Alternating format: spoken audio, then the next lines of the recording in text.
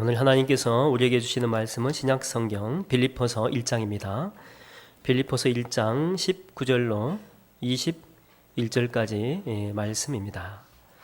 신약성경 318면에 있습니다. 빌립보서 1장 19절로 21절까지 하나님 말씀을 봉독하겠습니다. 이것이 너희의 간구와 예수 그리스도의 성령의 도우심으로 나를 구원에 이르게 할 줄 아는 거로 나의 간절한 이 기대와 소망을 따라 아무 일이든지 부끄러워하지 아니하고 지금도 전과 같이 온전히 담대하여 살든지 죽든지 내 몸에서 그리스도가 존귀하게 되게 하려 하나니 이는 내게 사는 것이 그리스도니 죽는 것도 유익함이라. 아멘. 오래간만에 오늘 1, 2, 3부를 이렇게 다 이렇게 서게 되면서 이렇게 느끼는 그 찬양대에 대한 그 평가가 그 일부 예배는 은혜롭습니다. 틀려도 은혜롭고 그냥 다 은혜롭습니다.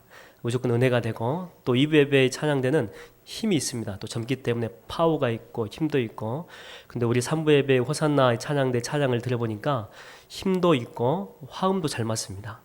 화음도 잘 맞고 아름다운 또 하모니가 이렇게 잘 엮어지는 것 같고 또 영적인 내공들이 많이 느껴집니다. 다시 한번 호산나 찬양대 귀한 찬양 감사드립니다. 여기만 하면 하고 하나님 말씀을 증거하겠습니다.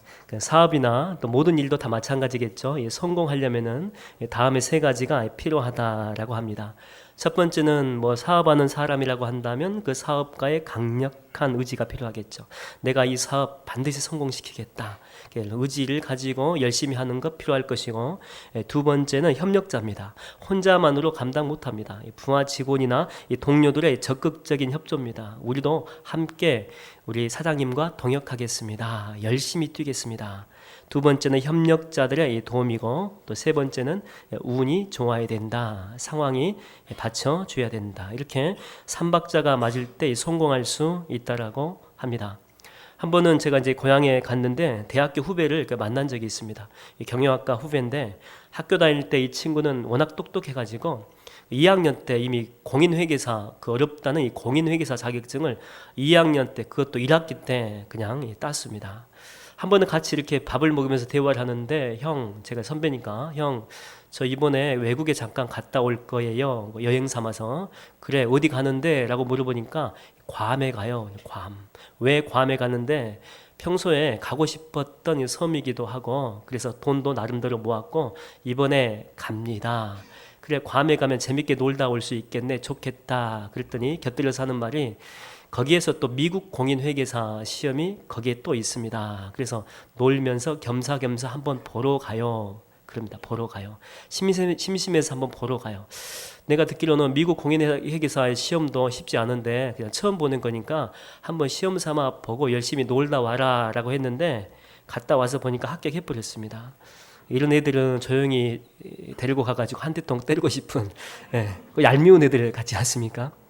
그래서 대학교에 졸업하자마자 큰 회사에 이제 취업이 됩니다. 스카우트 해가지고 회계 업무를 보는 직장에 들어갔는데 지난번에 내려가니까 그만두었다고 합니다. 왜 그만두었니? 연봉도 좋고 대우도 좋고 자랑스러워 했는데 너 정말 좋아했잖아. 그리고 학교에서도 너 거기 간다고 해가지고 프랑카드 붙여놓고 그렇게 축하해 줬는데 왜 그만뒀니? 라고 물어보니까 자기 양심이 괴로워서 더 이상 그 업무를 볼 수가 없었어요. 구체적으로 어떤 일인지는 모르겠습니다. 어떤 것이 자기의 양심과 마음을 상하게 했는지는 모르겠습니다. 그러나 계속 거기에 있다가는 제 신앙과 이 모든 것들, 지금까지 쌓아 올려왔던 이런 양심과 신앙의 모든 것들이 다 물거품 될 것 같아요. 다 무너질 것 같아요. 그래, 그러면 너 지금 뭐 할 건데? 지금 뭐 준비하고 있는데? 라고 물어보니까 치과 대학을 이렇게 준비를 했고 열심히 공부했고 또 주님의 은혜로 들어갔다라고 합니다. 2번 열받습니다. 그냥 준비하고 공부만 하면 다 깨가는 것입니다. 그러니까 이 친구가 아무튼 새로운 삶을 시작한 건데 이 새로운 삶을 시작할 수 있었던 이유는 첫 번째는 자신의 강한 의지겠죠. 하나님, 내가 이대로 살고 싶지는 않습니다. 돈은 많이 벌일지 몰라도 제 신앙 양심이 허락하지 않는데 어떻게 내가 이 일들을 감당할 수 있겠습니까? 첫 번째는 자신의 강한 의지가 있었을 것이고 두 번째는 아내의 적극적인 협조가 있었겠죠. 여보, 돈 많이 안 벌어도 좋아. 돈 많이. 영적 소신 가지고 사는 게 훨씬 더 낫지. 하나님 앞에 부끄러움 없이 사는 것이 훨씬 낫지. 당신이 새롭게 인생 시작한다면 내가 응원해 줄게. 그러니까 첫 번째는 이 친구의 강한 의지가 있었고, 두 번째는 내조하는, 또한 협력하는 아내의 뒷바라지입니다. 적극적인 협조. 또 세 번째는 하나님의 도우심. 하나님의 도우심. 이 세 가지가 있었다라고 하는 것이죠. 지금 이 바울은요, 이 감옥에서 빌립보 교인들에게 편지를 띄우고 있습니다. 뭐 감옥이든지 어떤 사람은 뭐 가택연금이다. 그런데 아무튼 이 갇힘받은 그런 상태에서 사도 바울이 빌립보 교인들한테 편지를 띄우면서 오늘 19절 말씀을 우리 다 같이 한번 읽어보겠습니다. 시작. 이것이 너희 간구와 예수 그리스도의 성령의 도우심으로 할 줄을 아는 거로. 그렇죠. 나를 구원에 이르게 할 줄을 아는 거로. 19절 말씀 보게 되면은 사도 바울이 지금 감옥에 갇혀 있는데, 이 감옥에 갇힌 사도 바울을 위해서 누가 지금 기도하고 있습니까? 빌립보 교인들이 중보기도 하고 있습니다. 그래서 19절에 처음에 보게 되면 너의 간구와, 열심히 중보기도하는 그런 모습 보이죠. 그 다음에 19절 또 뒤쪽에 가서 보게 되면 내 구원에 이르게 할 줄 아는 거로. 아마 중보기도가 힘이 됐나 봅니다. 그래서 사도 바울이 다시 힘이 생겨났나 봅니다. 아, 맞아, 하나님이 다시 나를 구원해 줄 거야. 그러니까 당사자, 감옥에 갇힌 사도 바울이 갑자기 마음에 확증이 들었나 봅니다. 하나님이 나를 내버려 두실 리가 없지, 내가 반드시 구원받을 거야. 이런 확증을 얻게 되었죠. 그 다음에 중간에 보게 되면 예수 그리스도의 성령의 도우심, 이렇게 세 개가 나오죠. 중보기도 나오고, 사도 바울의 확증 있는 기도, 확증 있는 마음, 또 소망함이 있는 그런 마음이 나오고, 세 번째는 예수 그리스도의 성령의 도우심. 이 세 개가 연합해 가지고 이 구원을 받게 될 것이다. 이런 고백을 오늘 본문은 하고 있는 것입니다. 근데 여러분, 여기에는 순서가 있습니다. 이 감옥에 가게 되면은요, 아무리 사도 바울이라고 할지라도 스스로 기도할 힘이 생기지 않겠죠. 감옥에 들어갔는데 뭐 기분 좋겠습니까? 낙담이 있고 좌절이 있고 절망이 있습니다. 첫 번째는, 그래서 첫 번째 순서는 중보 기도자입니다. 그 중보 기도자가 첫 번째로 기도 대상자를 놓고, 사도 바울을, 이 사람을 놓고 격려하는 기도가 필요하겠죠. 힘을 주는 그런 기도가 필요할 것입니다. 사도 바울 선생님, 일어나십시오. 우리가 하나님께 얼마나 열심히 기도했는지 모릅니다. 무릎 꿇고 기도했더니 주께서 우리에게 말씀하셨습니다. 당신 안 죽습니다. 다시 죽을 때까지, 아니 죽을 때까지 하나님께서 당신 보호하신다라고 말씀하셨기 때문에 여기서는 안 죽습니다. 다시 힘을 얻으세요. 첫 번째는 중보 기도자의 기도. 이 중보 기도자의 이 기도의 메시지를 듣고 사도 바울은 다시 힘이 생겨나게 되겠죠. 그래서 두 번째 단계는 힘이 회복된 사람이 직접 하나님께 간절한 소망을 가지고 나아가는 것입니다. 그러니까 사도 바울이 지금 힘이 회복이 된 것입니다. 다시 용기가 회복이 된 것입니다. 그 다음에 세 번째는 하나님의 응답하심. 그래서 이 세 가지 중에요, 다 중요합니다만은요, 첫 번째입니다. 첫 단추입니다. 중보 기도자의 역할이 참 중요하다라고 하는 것이죠. 그래서 이 병원에 병문안 오는 사람의 역할은요, 환자에게 힘을 주는 것입니다. 힘을, 용기를 주는 것입니다. 스스로 살 소망을 갖도록 하는 것이죠. 그러면 그 환자가 용기를 얻고 힘을 얻게 되면은요, 이미 몸에서 반응이 옵니다. 약을 먹어도요, 훨씬 더 잘 흡수하고 차도도 훨씬 더 좋아진다라고 하는 것입니다. 사람은요, 이 본질상 이제 나 죽어야 돼 라고 하지만은요, 그거는 말뿐입니다. 사람은요, 조그만한 생명이 붙어 있어도 살고자 하는 그런 욕구가 모든 사람에게 다 있는 것입니다. 그런데 이제 그런 사람한테 가가지고 죽을 준비하세요, 하나님 나라 준비하세요, 겉으로 볼 때는 도움 되는 것 같지만 절대 도움 안 됩니다. 오히려 마지막 호흡 붙어 있을 때까지 내가 집사님 손 잡은 것처럼 예수님 손 꼭 붙잡으세요. 주님 손 꼭 붙드세요. 주님만 바라보세요. 그러면서 끝까지 믿음 위에 그 사람이 설 수 있도록 옆에서 기도해 주는 것이 훨씬 더 중요하다라고 하는 것입니다. 어떤 집사님이 이제 암에 걸리셨습니다. 평소에 건강했는데 그냥 뭐 정기적으로 있던 병원 진단이 검사를 맡은 것이죠. 근데 암에 걸렸는데 2기에서 3기로 지금 암이 진행되고 있습니다. 그러니까 평소에 너무나도 건강했기 때문에, 운동도 열심히 했기 때문에, 약도 잘 챙겨 드셨기 때문에 충격은요, 이루 말할 수가 없었습니다. 낙담과 좌절입니다. 평소에 아팠던 분이라면 그러려니 할 텐데 한 번도 아픈 적이 없었기 때문에, 병원 신세 진 적이 없었기 때문에 충격 자체였습니다. 그럼에도 불구하고 이 집사님은요, 예배 한 번도 빠지지 않고 매주 주일날 오면 예배 끝나고 난 다음에 이렇게 다 나가지 않습니까? 그리고 난 다음에 예배당에 혼자 남습니다. 남고 난 다음에 저 불렀습니다. 목사님 안수해 주세요. 그래서 매주마다 이렇게 안수를 해줬습니다. 한 번도 빠지지 않고. 근데 한 번은 목사님 한 주간 저 사경을 헤맸습니다. 너무 괴로웠습니다. 너무 힘들었습니다. 오늘은 좀 세게 기도해 주세요. 근데 저는 그때 30대였기 때문에 세게 기도해 주라고 하는 말이 그냥 세게 붙들고 막 흔들라는 말인 줄 알고 그냥 막 세게 붙들고 막 흔들렸습니다. 그 말이 아니고 다른 말이었을 텐데, 그럼에도 불구하고 하나님이 그래도 은혜를 주셨습니다. 은혜를. 한 번은 계속 안수만 하지 말고 그분에게 뭔가 선물을 줬으면 좋겠다. 주일날 예배 한 번만 오기 때문에 나머지 그 기간 동안은 얼마나 힘들겠는가 싶어가지고 예수님이 부활하신 그 장면을 액자로 만들어가지고 선물로 그 집사님께 주었습니다. 집사님, 교회 못 오실 때는 이것 보면서 매일매일 기도하세요. 지금 보세요. 그림 보세요. 예수님이 부활하고 있잖아요. 집사님도 부활할 것입니다. 하나님이 집사님과 함께 하실 것입니다. 도와주실 것입니다. 근데 참 감사하게도 암이 줄어든 건 아니지만은요, 더 이상 퍼지지 않게 되고 몸 상태도 많이 호전이 됩니다. 그래서 이분이 호전된 이 육신을 가지고 내가 주의 영광을 위해서 뭐 할 게 없나 봤더니 자기한테 땅이 있습니다. 그래서 농사를 열심히 짓게 되고 그 농작물 수확해 가지고 주변 사람들에게 나눠주게 됩니다. 그러니까 이분이요, 격려하고 위로하는 그 위로를 마음에서부터 받아들인 것이죠. 그래서 마음이 회복이 되고 또 몸도 함께 조금씩 회복되어지면서 살면서요, 그 기쁨이 있죠. 그 기쁨이 다시 생겨나게 되었다라고 하는 것입니다. 여러분, 이 주변에 죽어가는 사람이 있습니까? 아니면 병실에 누워있는 환우가 있습니까? 여러분, 그에게 힘을 주십시오. 힘을. 그에게 용기를 주십시오. 사도 바울도 감옥에 처음 갔을 때 아마 시리에 빠졌을 것입니다. 바울도 어쩔 수 없는 인간이기 때문에 얼마나 낙담이 됐겠습니까? 일단 한번 감옥 가면은요, 언제 나올지 모릅니다. 나 여기서 죽어 나올지 몰라. 그런 생각도 분명히 있었겠죠.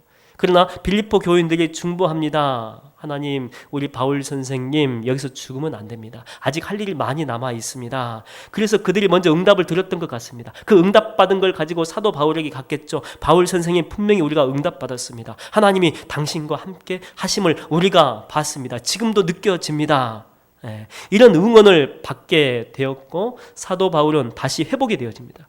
사도 바울이 회복된 것 중에 가장 먼저 회복이 된 게 뭔지 아십니까? 이 빌립보서 중간중간 말씀을 보게 되면요, 사도 바울에 무엇이 많이 있느냐? 기도입니다. 기도가 많이 있는데 기쁨의 기도가 많이 있는 것입니다. 다시 한번 사도 바울은 기도의 능력을 회복하게 됩니다. 혹시 여러분 가운데 기도의 능력을 상실한 분들 있지 않습니까? 오늘 저는 여러분들이 그 능력을 다시 회복하게 되기를 주의 이름으로 축원드립니다. 그렇다면 왜 하나님은 우리의 고통과 아픔 다 아십니다. 우리를 사랑하시는 분이 하나님이시기 때문에 우리 머리털까지 다 세신 바가 되죠. 우리의 기도 제목 다 아시는데 꼭 기도해야만 하는가? 다 아시니까 때가 되면 알아서 해줄 것 아닙니까? 기도하는 것 오히려 불신앙 아닌가? 생떼를 쓰는 것 아닌가? 그러나 우리가 왜 기도합니까? 왜? 간단합니다. 그거 하나님이 좋아하시기 때문에 그렇습니다. 그게 바로 하나님의 방법이기 때문에 그렇습니다. 여러분, 하나님은요, 우리의 기도를 신호탄으로 여겨서 그때 움직이기 시작합니다. 우리 사랑하는 누구누구 집사가, 누구누구 권사가 기도하는구나. 그러면 내가 이제 움직여야지. 그래서 이 다니엘서에도 보게 되면 다니엘아 네가 기도하기를 시작할 때 그때 비로소 하나님의 군대가 움직이기 시작했다. 그렇게 말씀합니다. 여러분, 하나님의 군대는요, 항상 준비되어 있습니다. 그런데 우리가 기도를 하지 않기 때문에 능력이 나타나지 않는 것입니다. 여러분, 우리가 기도하면 하나님의 군대가 움직이기 시작합니다. 출애굽한 이스라엘 백성들 가나안 땅을 향해 가지요. 가장 중요한 게 무엇입니까? 가나안 땅은 비어있는 땅이 아니죠. 가자마자 전쟁해야 됩니다. 그러면 오합지졸 평생토록 노예로 살아온 이 사람들을요, 전쟁할 수 있는 군인으로 바꾸어야 됩니다. 군대를 조직하고 훈련시키는 거 가장 먼저 해야 됩니다. 그리고 맨손으로 싸울 수 없겠죠. 무기 만들어야 됩니다. 근데 하나님은 그들을 이끌고 그거 안 합니다. 어디로 데리고 갑니까? 광야로 데리고 갑니다. 광야 가운데서도 가장 험난한 이 광야인 시내산 근처, 마리산이지요. 풀 한 폭이 없습니다. 험난한 바로 시내산에 있는 광야로 이끌고 가는 것입니다. 그곳에서 하나님께서 선물 주죠. 이스라엘 백성들에게 선물 줍니다. 그 선물이 무엇입니까? 여러 가지 많은 선물 주는데 가장 돋보이는 선물이 있습니다. 한 6개월 정도 가까이 되는 기간 동안 이거 만듭니다. 이게 뭡니까? 바로 성막입니다. 성막. 이 성막은 무엇의 모델이 될까요? 나중에 성전의 모델이 됩니다. 그러니까 성막과 성전은 같은 것입니다. 여러분, 이 성전에 대해서 예수님께서 별명을 하나 붙여주죠. 성전에 대해서 예수님이 뭐라고 이야기합니까? 이곳은 만민의 기도하는 집이다. 만민을 위해서 기도하는 집이다. 다시 말하면 기도하는 집이다. 이 기도처다라고 하는 것이죠. 그러니까 하나님 이스라엘 백성들에게 성막을 선물로 주셨던 이유는 예배해라. 물론 예배해라 맞습니다. 그러나 보다 궁극적인 의미는 무엇이냐? 메시지가 있습니다. 성막 자체 선물로 주고 끝나는 것이 아니고 성막 자체가 주는 메시지가 있습니다. 그 무엇입니까? 너는 기도하면 살고 기도 안 하면 죽는다. 네 백성, 내가 선택한 이스라엘 백성은 기도하면 살 민족이 될 것이고 기도 안 하면 죽을 민족이 될 것이다. 메시지가 있습니다. 메시지가. 여러분, 사람이 많이 모였다고 교회? 아닙니다. 그냥 무리들의 집단입니다. 많은 무리들이 모여 있다고 해가지고요, 마귀가 무서워할 줄 아십니까? 천만의 말씀입니다. 단 한 사람이라도 무릎 꿇고 야고보 선생처럼 낙타 무릎이 되어가지고 하나님 앞에 열정적으로 기도하는 한 사람, 그 사람이 있는 교회, 마귀가 무서워한다라고 하는 것입니다. 여러분, 기도가 살아있어야 교회입니다. 신약시대 보십시오. 성전이 얼마나 화려했는지 모릅니다. 그리고 얼마나 많은 사람들이 이곳에 몰려들었는지 모릅니다. 인산인해입니다. 발 디딜 틈도 없습니다. 오늘날로 말하면 대형 교회입니다. 어마어마하게 많은 사람들이 모였습니다. 그 숫자에 압도당하는 것이죠. 예수님도 12살에 부모님과 함께 예루살렘 갔다가 부모님 잃어버립니다. 미화돼버립니다. 그 정도로 많은 사람들이 몰려들었던 곳이 바로 예루살렘 성전이었습니다. 그래서 모든 사람들이 그렇게 이야기했겠죠. 야, 저기에는 하나님의 영광이 임하는 곳이다. 하나님의 능력이 임하는 곳이다. 그렇기 때문에 사람들이 많이 몰려드는 것 아니야 라고 많은 사람들이 똑같이 그렇게 이야기했습니다. 근데 예수님은 뭐라고 이야기합니까? 그 성전을 헐라. 그 성전을 헐라. 이거는 성전이 아니다. 이 교회가 아니다. 성전의 모습은 있으나 아니다. 경건의 모양은 있으나 경건의 능력은 없도다. 여러분, 이 교회는요, 기도가 살아야 교회가 삽니다. 여러분의 가정도 마찬가지입니다. 여러분의 가정에 다른 것으로 여러분 가정 살릴 수 없습니다. 기도가 살면 여러분 가정 삽니다. 여러분 자신도 마찬가지입니다. 내가 왜 요즘 이렇게 문제 가운데 시달리고 있을까? 내가 왜 요즘 괴로울까? 내가 왜 힘들까? 여러분 살펴보십시오. 여러분 기도 다 죽었습니다.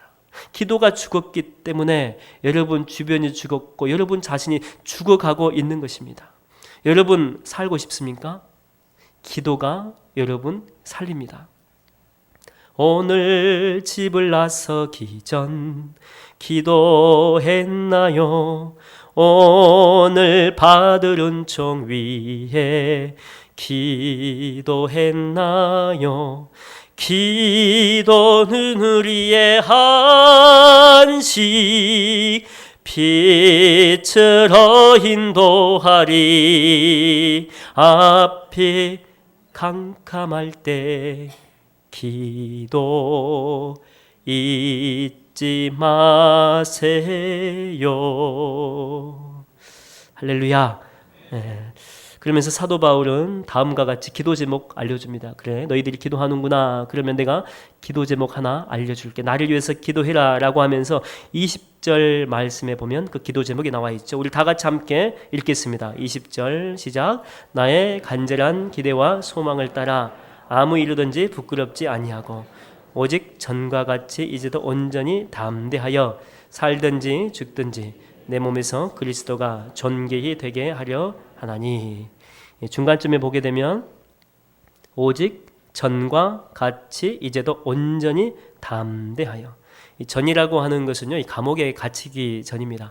당연히 감옥에 갇히기 전이니까 담대했겠죠. 담대하게 복음을 선포하고 또한 전했을 것입니다. 그런데 지금은요, 감옥에 갇혀 있는 것입니다. 그래서 중보기도 부탁하고 있는 것입니다. 내가 감옥에 갇히기 전에 담대했듯이 비록 지금은 감옥에 갇혀 있지만, 그래서 환경이 자유롭지 못하고 압박이 있고 스트레스가 있지만 그럼에도 불구하고 담대하게 해달라고. 주눅 들지 않고 마치 사자가 그 표효하는 그 소리 아십니까? 하는 그 소리 아십니까? 그런 사자의 심장이죠. 사자의 심장을 갖게 해달라고, 이 가슴 속에 갖게 해달라고 중보기도 부탁하고 있습니다. 주님, 내 앞에는요 큰 풍랑이 있습니다. 폭풍이 있습니다. 주님, 괴롭습니다. 힘듭니다. 살 소망이요 다 끊어진 것 같습니다. 사도 바울도 감옥에 갇히면 우리와 똑같은 인간이기 때문에 이런 마음 품게 되어 있다라고 하는 것입니다. 주님, 그럼에도 불구하고 담대함 주십시오. 담대함. 하나님이 주시는 담대함 주십시오. 이 담대함이 있으면은요, 주님, 저는 다시 일어날 수 있습니다.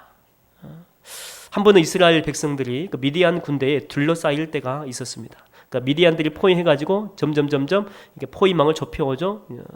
위기에 빠져 있습니다. 이스라엘 백성들을 구원하기 위해서 한 사람을 주님은 세우기를 원하십니다. 그 사람의 이름은 기드온입니다. 기드온.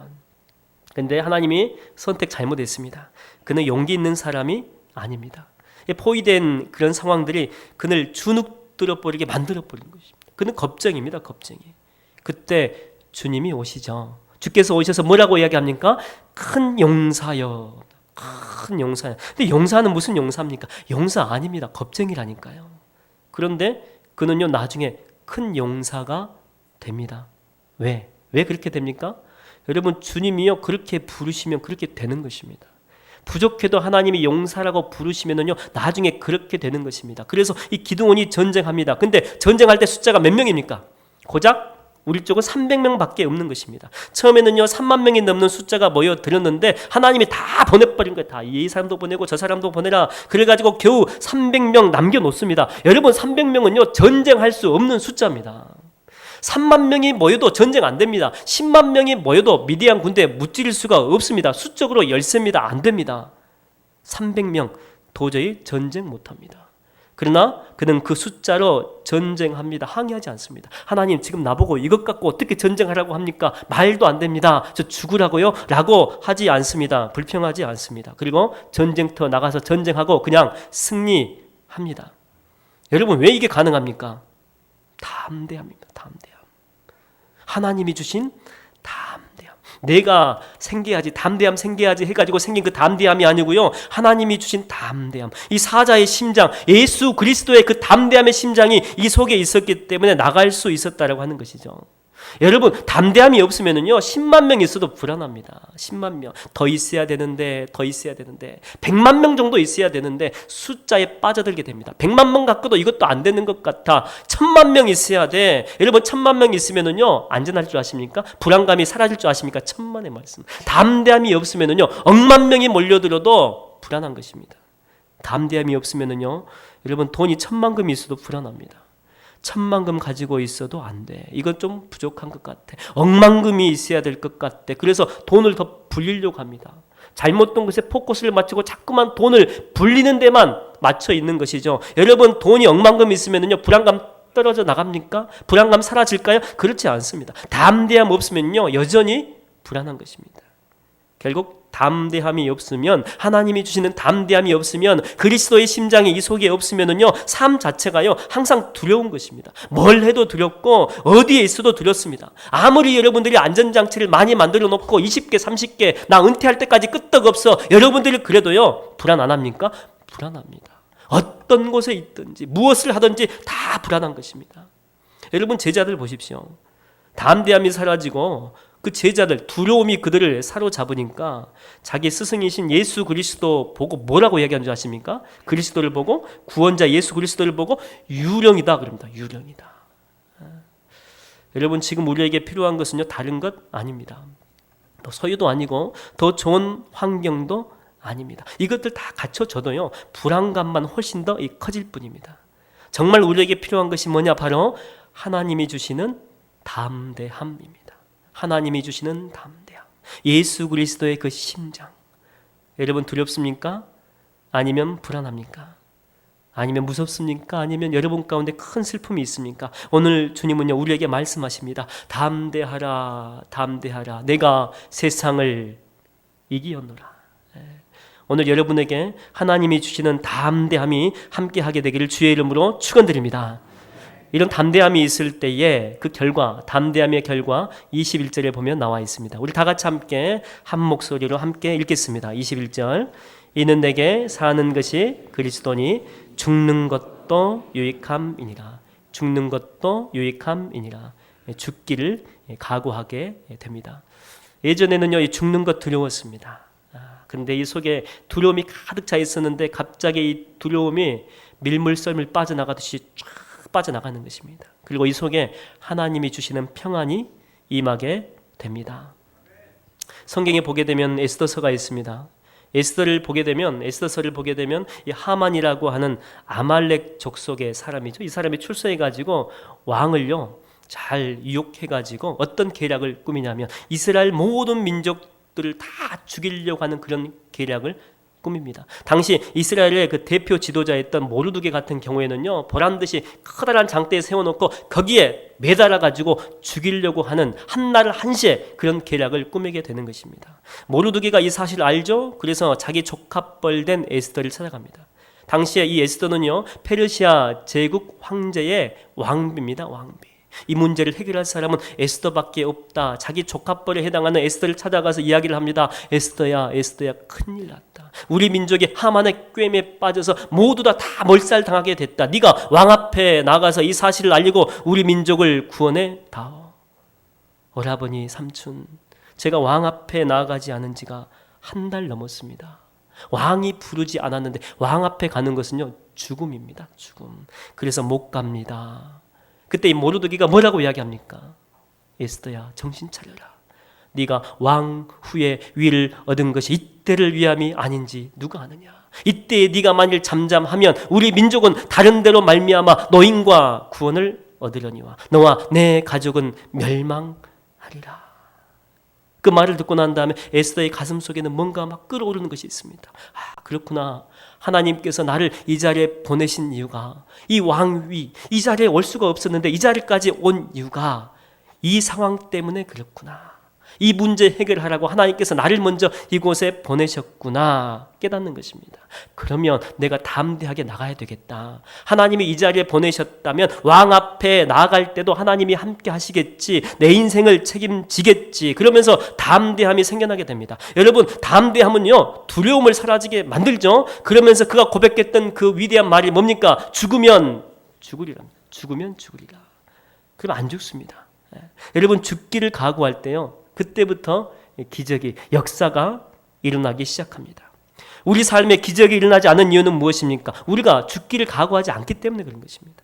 우리 삶에 열매가 없는 이유도 마찬가지입니다. 죽기를 각오하고 일하지 않기 때문에 그런 것입니다. 우리는 습관화가 되어 있습니다. 적당히 하는 것. 적당히 해도 뭐 굴러가는데, 적당히 해도 일 되는데, 적당히 해도 다른 사람 못 알아보는데, 여러분, 우리들이 어떤 일을 하더라도, 정말 작은 일이라고 하더라도 죽기를 각오하고 일할 때, 그때부터 비로소 이 작은 열매들이 보이기 시작합니다.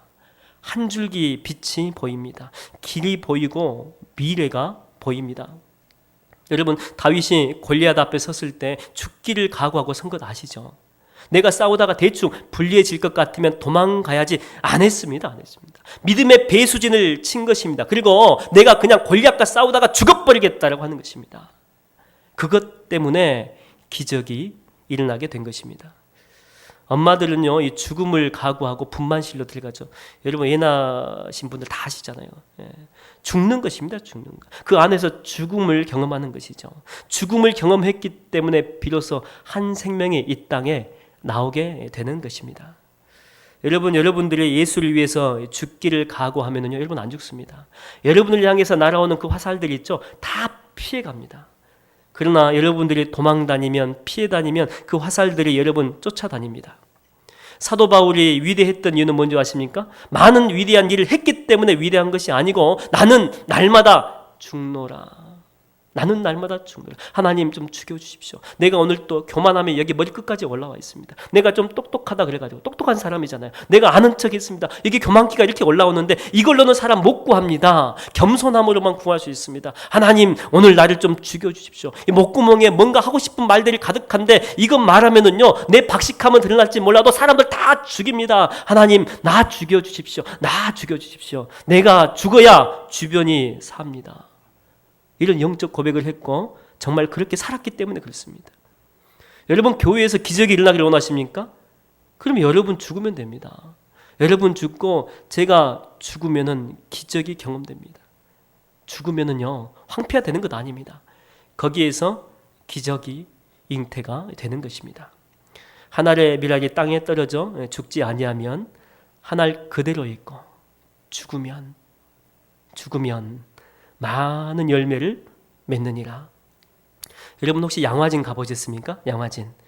이 땅을 위해서 이게 죽어서 한 알의 그 밀알이 되셨던 선교사님들의 그 묘소가 있는 것이죠. 그 묘소를 이렇게 걸을 때마다 느끼는 것은요, 큰 그 영적인 그 무게감이 느껴진다라고 하는 것입니다. 아니 걷지 않고 그냥 가만히 이렇게 서 있기만 해도요, 그 말할 수 없는 그 신비한 힘이 있죠. 그 신비한 힘이 살포시 저를 누릅니다. 교만함이 다 사라져 버립니다. 겸손케 만듭니다. 숙연해집니다. 경건해집니다. 이미 묘소밖에 없기 때문에요, 어떻게 보면 황량한 묘지입니다. 묘지. 그러나 그 안에는 경건의 능력이 있습니다. 비록 선교사님들이 현재는 양화진해가 한적한 곳에서 고요히 묻혀 있지만은요, 그들은 이 땅에 살면서 그들의 전 인생을 다 쏟아 부은 것입니다. 20대 때 와가지고 자기 인생을 다 쏟아붓고 순교하신 분도 있고, 30대, 40대 자기의 삶을 이 땅에 쏟아 붓는 것을 아까워하지 않았습니다. 그들의 청춘을 쏟아 부었고, 물질을 쏟아 부었고, 전 인생과 삶을 다 쏟아 부었던 것입니다. 그렇기 때문에 오늘날의 수많은 교회들이 있죠. 아니 우리 민족 대한민국의 기적은요, 그들이 쏟아 부었던 헌신이 있었기 때문에 가능했던 것입니다. 그들이 땀 흘렸고요, 눈물 흘렸고요, 피 흘렸습니다. 자기 자식 죽었습니다. 태어난 지 얼마 안 됐는데 풍토병 걸려 죽였습니다. 이 망할 민족, 내 아들을 죽이다니, 내 딸을 죽이다니, 나 갚버릴 거야 라고 안 했습니다. 옆에 묻었습니다. 가슴에 묻었습니다. 그러면서 계속 복음 증거했습니다. 그렇기 때문에 오늘날의 교회가 있고 이 나라 이 민족이 있는 것입니다. 그분들이 죽었기 때문에 우리가 살아 있는 것입니다. 여러분, 이 시간에도 하나님은 사람 찾고 있습니다. 이 나라, 이 교회를 위해서 헌신할 사람을 찾고 있습니다. 정말 눈물을 뿌리며 눈물을 흘리며 복음의 씨를 뿌리겠습니다라고 하는 그런 사람 찾고 있습니다. 여호와의 눈 온 땅을 두루 감찰하사 전심으로 자기에게 향하는 자, 바로 그 사람을요 지금도 찾고 있는 것입니다. 자기 문제 속에만 갇혀 있는 그런 사람 말고 정말로 하나님 나라를 위해서 내가 헌신하겠습니다. 주님, 내가 복음을 위해 헌신하겠습니다. 지금까지 내 멋대로 살아왔습니다. 내 자신만을 위해 살아왔습니다. 이런 것 말고 주의 복음을 위해서 내가 다짐하겠습니다. 헌신하겠습니다. 눈물 뿌리겠습니다. 내 이 다리가 낙타 무릎 될 때까지 무릎